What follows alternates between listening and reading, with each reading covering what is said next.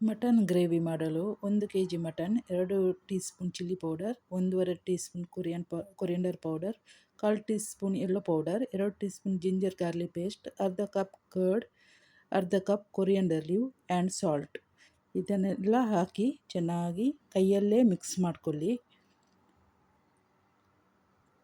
ಚೆನ್ನಾಗಿ ಕೈಯಲ್ಲೇ ಕಿವುಚಿ ಮಿಕ್ಸ್ ಮಾಡ್ಕೊಳ್ಳಿ.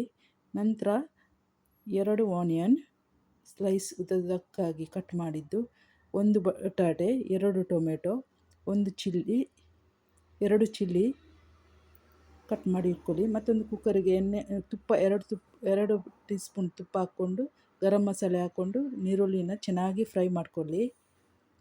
ನೀರುಳ್ಳಿ ಕೆಂಪಾಗಿ ಫ್ರೈ ಆದಮೇಲೆ ಅದಕ್ಕೆ ಮಿಕ್ಸ್ ಮಾಡಿ ಇಟ್ಟ ಮಟನನ್ನು ಸೇರಿಸಿ ಒಂದು 5 ನಿಮಿಷ ಫ್ರೈ ಮಾಡಿ. 5 ನಿಮಿಷ ಫ್ರೈ ಆದಮೇಲೆ ಅದಕ್ಕೆ ಬಟಾಟೆ, ಚಿಲ್ಲಿ, ಟೊಮೆಟೊನ ಸೇರಿಸಿ ಕುಕ್ಕರ್ ಮುಚ್ಚಳನ ಮುಚ್ಚಿ 3 ವಿಸಿಲ್ ಕೂಗಿಸಿ. ಈಗ ಚೆನ್ನಾಗಿ ಬೆಂದಿದೆ, 3 ವಿಸಿಲಲ್ಲಿ ಒಳ್ಳೆ ಬೆಂದಿದೆ. ಇದಕ್ಕೆ ಕೊತ್ತಂಬರಿ ಸೊಪ್ಪನ್ನು ಸೇರಿಸಿ ಬಿಡೋಣ. ಈಗ ಮಟನ್ ಗ್ರೇವಿ ರೆಡಿಯಾಗಿದೆ. ಬಾಯ್, ಸಬ್ಸ್ಕ್ರೈಬ್ ಮಾಡಿ.